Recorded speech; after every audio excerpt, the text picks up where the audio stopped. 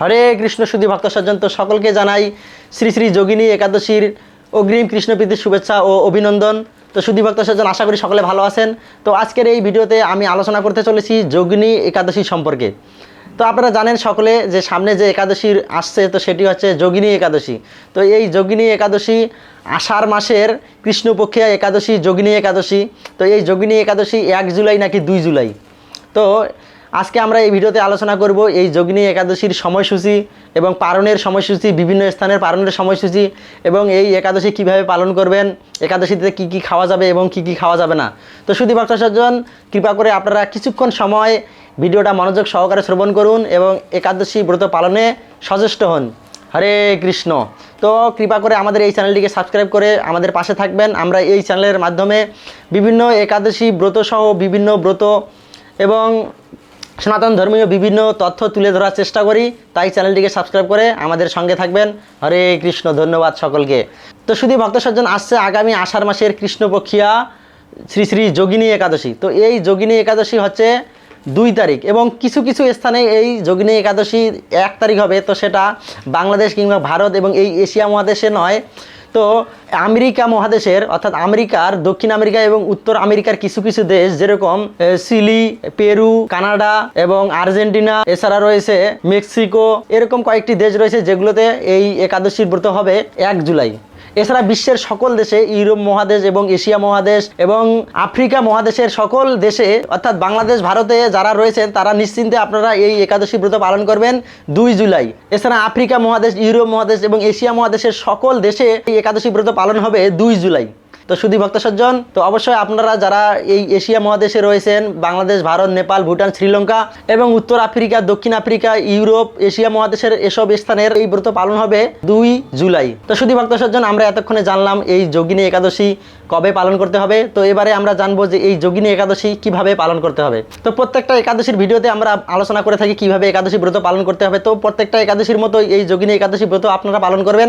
তারপর আমরা সংক্ষিপ্তভাবে বলছি। তো এই যোগিনী একাদশী অর্থাৎ একাদশীর আগের দিন এবং একাদশীর দিন এবং একাদশীর পরের দিন, এই 3 দিন তো অবশ্য আপনারা নিরামিষ আহার গ্রহণ করবেন।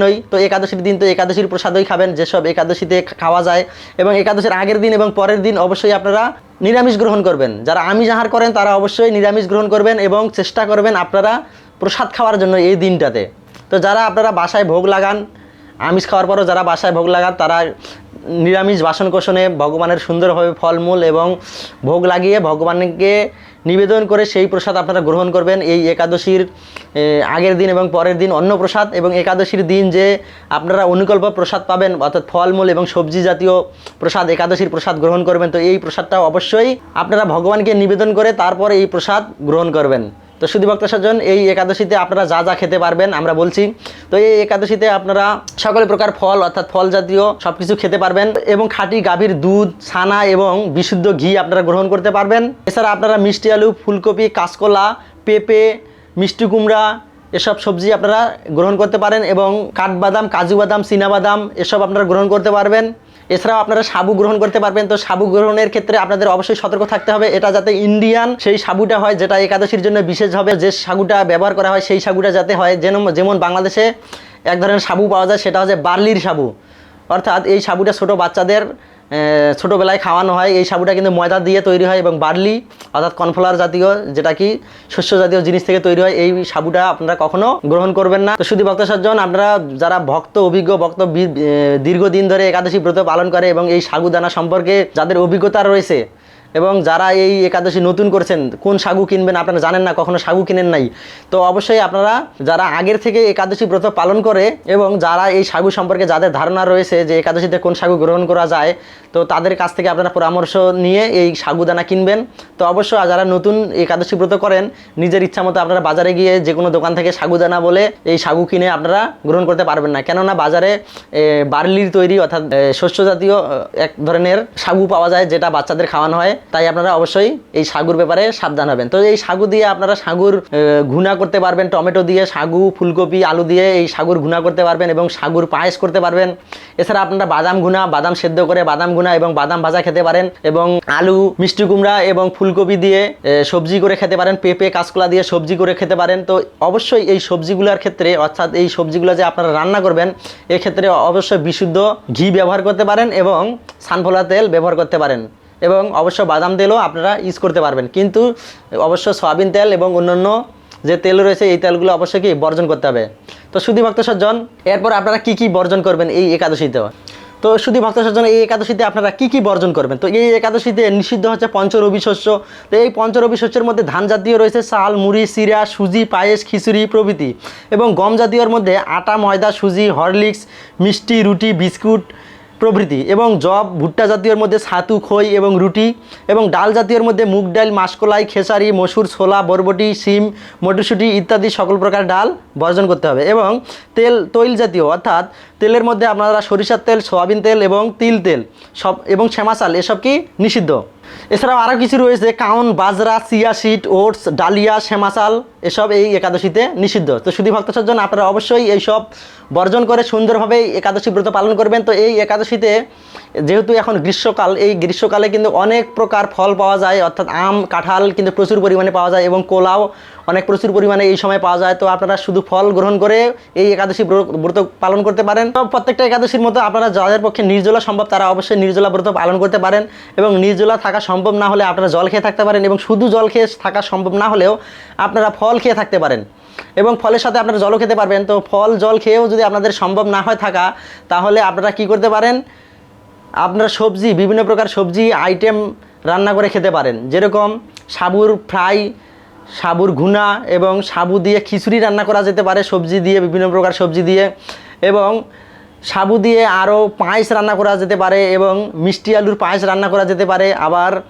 মিষ্টি আলু, বাদাম আলুর ঘুনা, বাদাম আলুর ফ্রাই, এছাড়া আপনারা মিষ্টি আলু, কাঁচকলা, পেঁপে এবং মিষ্টি কুমড়া দিয়ে আপনারা সবজি রান্না করে খেতে পারেন। তো শুধু ভক্ত সজ্জন, আপনারা এভাবে সুন্দরভাবে সবজি রান্না করে হলেও খেয়ে হলেও এই একাদশী ব্রত পালন করবেন, কেননা এই একাদশীতে পঞ্চরবি শস্য, অর্থাৎ শস্য জাতীয় সকল প্রকার খাদ্য একাদশীতে বর্জন। তাই আপনারা এই একাদশীতে বিভিন্ন প্রকার সবজি রান্না করে হলেও এবং ফলমূল খেয়ে হলেও, পেট ভরে খেয়ে হলেও এই একাদশী ব্রত পালন করবেন, কিন্তু এই একাদশী ব্রত অর্থাৎ একাদশী তিথিতে কখনো পঞ্চরবি শস্য গ্রহণ করবেন না, কেননা এই পঞ্চরবি শস্যতে এই একাদশী তিথিতে ভগবান স্বয়ং পাপ পুরুষকে স্থান দিয়েছেন, অর্থাৎ এই একাদশী তিথিতে পঞ্চরবি শস্যের মধ্যে পাপ পুরুষ বিরাজ করে। তাই সকল প্রকার পাপ করা হয়ে থাকবে আমাদের যদি আমরা এই একাদশীতে এই পঞ্চরবি শস্য গ্রহণ করি। তাই সকলেই এই পঞ্চরবি শস্য গ্রহণ করা থেকে বর্জন থাকুন, একাদশী ব্রত পালন করার চেষ্টা করুন এবং শুদ্ধভাবে একাদশী ব্রত পালন করার চেষ্টা করুন। তো শুধু ভক্ত সজ্জন, তো এই পর্যন্তই গেল আপনারা কি বর্জন করবেন। তো এছাড়া আপনারা এই দিনে বর্জন করবেন হচ্ছে অবৈধ সঙ্গ, অর্থাৎ অবৈধ সঙ্গ বলতে যে সঙ্গটা আমাদের বৈধ নয়, তো অর্থাৎ পরচর্চা, পরনিন্দা এবং মিথ্যা ভাষণ এসব কিছু বর্জন করতে হবে। তো এই দিনে অবশ্যই আপনারা বেশি পরিমাণে হরিনাম জপ করবেন, শাস্ত্রগ্রন্থ অধ্যয়ন করবেন, ভগবানের আরতি কীর্তন করবেন এবং ভক্ত সঙ্গ করবেন। সবসময় ভক্তদের সঙ্গে থাকার চেষ্টা করবেন, এবং এই একাদশীর যে নির্দিষ্ট একাদশী তিথির যে একাদশী মাহাত্ম্য রয়েছে এই একাদশী মাহাত্ম্য শ্রবণ করবেন এবং পাঠ করবেন। তো এই যোগিনী একাদশী ব্রতের মাহাত্ম্য আমাদের এই চ্যানেলে দেওয়া আছে, আপনারা দেখে নেবেন। তো শুধু ভক্ত সজ্জন সকলে ভালো থাকবেন, সুস্থ থাকবেন। আজ এ পর্যন্তই। আর চ্যানেলটিকে সাবস্ক্রাইব করে রাখতে ভুলবেন না। আর ভিডিওটিকে ভালো লাগলে অবশ্যই একটু লাইক, কমেন্ট করবেন এবং শেয়ারের মাধ্যমে আপনাদের সকল বন্ধু-বান্ধবের সঙ্গে ভিডিওটা শেয়ার করবেন, তারাও যাতে একাদশী ব্রত পালন করতে উদ্বুদ্ধ হয়। হরে কৃষ্ণ।